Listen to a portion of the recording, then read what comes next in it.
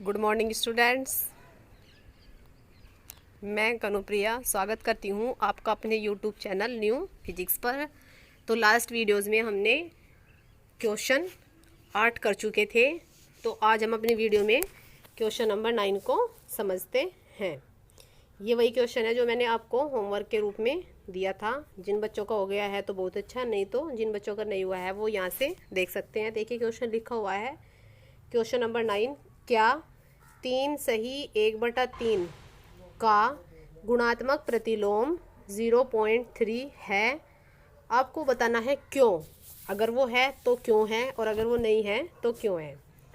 तो देखिए मैंने बताया था कि हम दोनों की मल्टीप्लाई करके देख लेते हैं, और अगर हमारा बराबर करके 1 आता है तो इसका मतलब है ये संख्या का गुणात्मक प्रतिलोम ये है, और नहीं तो नहीं। अब हम क्या करते हैं, इनको हल करते हैं। इसको हल करने के लिए हमें क्या करना होगा, यहाँ से दशमलव हटाएंगे और नीचे क्या आ जाएगी, एक 0 आ जाएगी। इसको सही तरह से लिखते हैं, 3 एकम 3, 3 तिया 9 और 1 10। तो ये आ जाएगा आपका 10/3। ऐसे ही इधर आ जाएगा 3/10। इस 10 से 10 कटेगा, इस 3 से 3 कटेगा, तो आपके पास आ जाएगा 1। अब 1 आना था और 1 ही आ चुका है। इसका मतलब कि ये क्या होगा, ये संख्या 3 सही 1/3 का गुणात्मक प्रतिलोम ये संख्या हो जाएगी। देखिए हल में देखिए ये लिखा हुआ है, पहले तो इसको हमने सही करके लिखा है 3 तिया 9 और 1 10, 10/3। फिर हमने क्या किया, का गुणात्मक प्रतिलोम जो हमें प्रश्न दे रखा था हमने उसके अकॉर्डिंग चले, हमने दोनों की मल्टीप्लाई करके देखी और मल्टीप्लाई हमें क्या मिली, 1 मिल गई है। क्योंकि अब आपको देना है क्यों का जवाब, क्योंकि दोनों संख्याओं का गुणनफल कितना आया है, 1 है। अतः 3 सही 1/3 संख्या 0.3 का गुणात्मक प्रतिलोम है। अगर वो आपका 1 नहीं आता तो इसका मतलब वो गुणात्मक प्रतिलोम नहीं होता। चूँकि यहाँ पर 1 आ चुका है तो इसलिए ये क्या हो चुका है, आपका गुणात्मक प्रतिलोम है। अब क्वेश्चन नंबर 10 पर चलते हैं। क्वेश्चन नंबर 10 देखिए क्या लिखा हुआ है, लिखिए। आपको 3 क्वेश्चन दिए हुए हैं, इनके आंसर आपको लिखने हैं। फर्स्ट प्रश्न है, ऐसी परिमेय संख्या जिसका कोई व्युत्क्रम नहीं है। आपको ऐसी परिमेय संख्या निकालनी है। परिमेय संख्या क्या होती थी, परिमेय संख्या हमारे पास वो होती थी जो p/क्यों की फॉर्म में हो और जहाँ क्यों इज नॉट इक्वल्स टू 0। क्या p 0 हो सकता है ऊपर की संख्या, चूँकि बटे में हम 1 2 कुछ भी लेकर क्या कर सकते हैं, उसे परिमेय संख्या का रूप दे सकते हैं। अब देखिए ऐसी जो हमारे पास परिमेय संख्या होती है जिसका कोई व्युत्क्रम नहीं होता वो होती है 0। 0 का कोई भी व्युत्क्रम नहीं होता। उसके बाद लिखना है परिमेय संख्या जो अपने व्युत्क्रम के क्या हो, समान हो। ऐसी परिमेय संख्या लिखनी है जो अपने ही व्युत्क्रम के क्या हो, समान हो। तो ऐसी संख्या आपके पास एक तो -1 होती है और एक होती है 1, कि ये अपने ही क्या होंगी, अपने ही संख्या के व्युत्क्रम के समान होगी। हल करके देख लेते हैं। जैसे मैं आपको बोल दूं कि परिमेय संख्या 1, इस परिमेय संख्या का आपको क्या निकालना है, व्युत्क्रम निकालना है। तो मुझे इसमें ऐसी संख्या से मल्टीप्लाई करनी है कि मेरे पास 1 आ जाए। तो 1/1, 1 से 1 कटा तो आपके पास आया 1, जबकि 1/1 होता क्या है, 1 ही होता है। अब चलते हैं परिमेय संख्या जो अपने ऋणात्मक के समान है।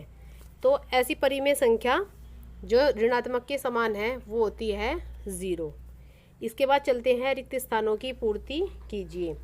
देखिए जो जहाँ भी ये डैश लगे हुए हैं ये सभी क्या हैं, ये रिक्त स्थान है आपके पास। तो प्रश्न नंबर 1 है, शून्य का व्युत्क्रम खाली स्थान है। शून्य का कोई व्युत्क्रम नहीं होता है तो आप ब्रैकेट में लिख देंगे नहीं, खाली स्थान की जगह। संख्याएं खाली स्थान तथा खाली स्थान स्वयं के व्युत्क्रम हैं। अब ये प्रश्न बताया है 1 और -1।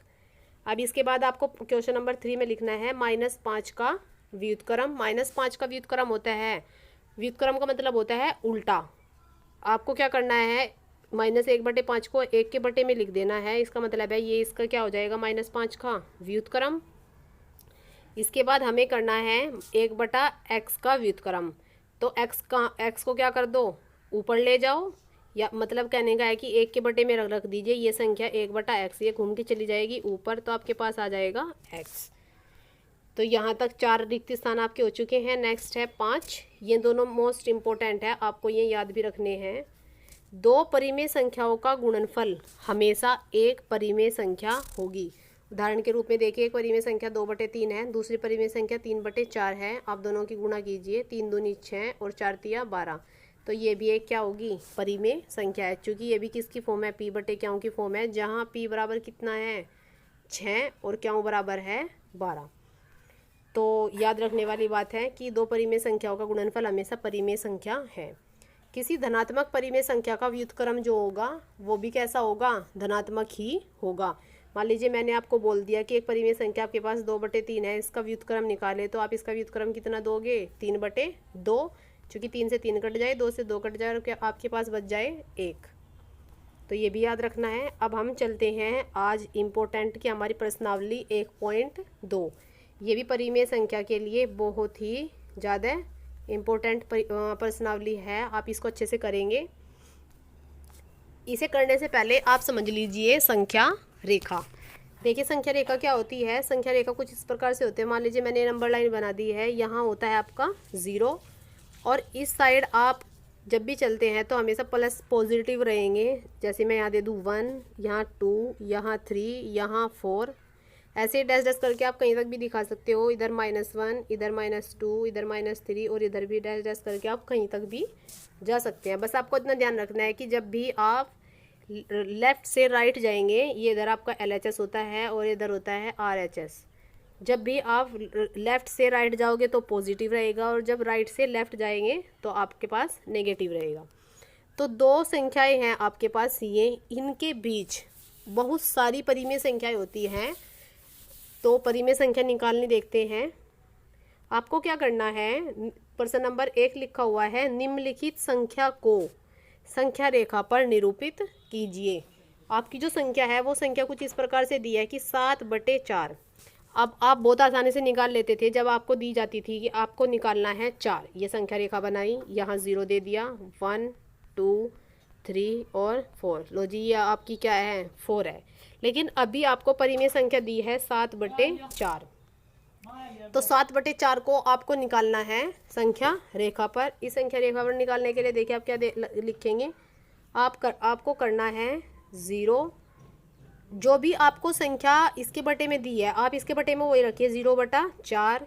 उसके बाद लिखना 1/4, फिर 2/4, 3/4, 4/4, 5/4, 6/4, ऐसे करते हुए जाना है। तो आपको एक जगह मिलेगा 7/4।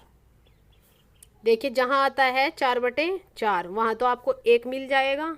जहाँ आता है 8/4 तो 4 दूनी 8, वहाँ आपको 2 मिल जाता है और यहाँ मिलती है 0। इसका मतलब है 1 और 2 के बीच में कहीं पड़ता है 7/4, जो कि आपको संख्या रेखा पर दिखाया हुआ है। देखिए ये मैंने क्या कर रखी है, एक संख्या रेखा बना रखी है। ये मैंने एक संख्या रेखा बना दी। इस संख्या रेखा पर मैंने एक बिंदु पर मान लिया है 0। मैंने लिखा 0/4, फिर 1/4, फिर 2/4, फिर 3/4 और फिर 4/4। जैसे ही आपने 4/4 को सोल्व किया तो आपके पास आता है 1। ये मैंने यहाँ 1 रिप्रेजेंट कर दिया है। उसके बाद आप आगे बढ़ेंगे तो 5/4, फिर 6/4, 7/4 और 8/4। जैसे ही आप 8/4 को हल करते हो तो 4 × 4 और 4 दूनी 8, तो आपको मिलती है संख्या 2।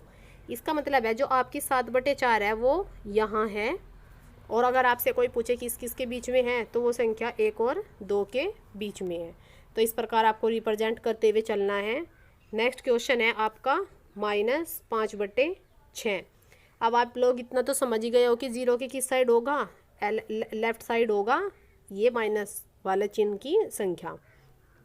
तो देखिए आपको क्या दिखाना है, आपको वही फिर से क्या बनानी है, एक संख्या रेखा बनानी है, देना है। स्टार्टिंग करते हैं 0 से। तो 0 है तो 0 क्या होगा, हर में क्या है 6, तो 0/6, फिर -1/6, -2/6, -3/6, ऐसे करते करते आपको जाना है -5/6।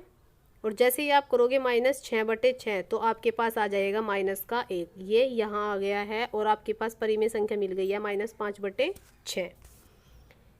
इसके बाद आपको क्या करना है, ये भी संख्या निरूपित करनी है संख्या रेखा पर ही।